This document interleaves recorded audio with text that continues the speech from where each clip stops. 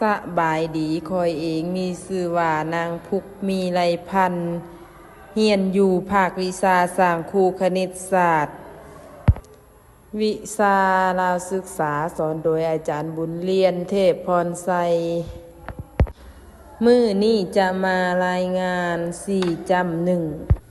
การจัดแบ่งยุคสมัยประวัติศาสตร์โดยทั่วไปแล้วการแบ่งยุคสมัยประวัติศาสตร์จะมีความแตกต่างกันทางด้านกาลเวลาซึ่งนักประวัติศาสตร์แต่ละกลุ่มต่างก็มีเหตุผล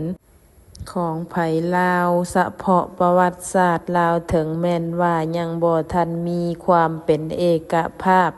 กันในด้านการกำหนดแต่โดยทั่วไปเพิ่นได้กำหนดการแบ่งระยะประวัติศาสตร์ไว้ดังนี้ขีดหน้า1สมัยบูฮานเริ่มกำหนดเอาแต่ปรากฏมีมนุษย์อาศัยอยู่ในแผ่นดิน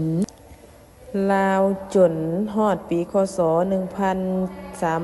1353ซึ่งเป็นปีที่พระเจ้าพางุ่มขึ้นครองราชย์ที่นครเชียงทองขีดหน้า2สมัยกลางกำหนดเอาแต่ปีคศ1353จนฮอดปีคศ1893เริ่มนับเอาแต่บรรดาหัวเมืองลาวบูฮานถูกเต้าโฮมเข้ากันเป็นอาณาจักรลาวล้านสร้างเอกภาพจนฮอดปีที่ดินแดนลาวถูกตัดแบ่งออกเป็น2ส่วนระหว่างจักรพรรดิพลังศักดินาสยามคือดินแดนพังขวามือศักดินาสยามคือดินแดนพังซ้ายแม่น้ำของยกเว้น2แขวงไสยบุรีและแขวงจำปาสักขึ้นกับลาวในปีคศ1904ขีดหน้า3สมัยใหม่กำหนดเอาแต่ปีคศ1893คือนับเอาแต่ประเทศลาวเฮาตกเป็นหัวเมืองขึ้นของพลังมาจนฮอดปีคศ1975ซึ่งเป็นพิธีที่ประเทศลาวได้สำเร็จในการ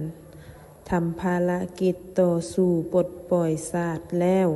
สถานะการประเทศลาวเป็นประเทศสาธารณรัฐประชาธิปไตยประชาชนลาวขีดหน้า4สมัยปัจจุบันกำหนดเอาตั้งแต่ปีคศ1975ซึ่งเป็นปีที่ลาวเปลี่ยนรูปแบบการปกครองจากราชาธิปไตยมาเป็นสาธารณรัฐจนฮอดปัจจุบันขอขอบใจ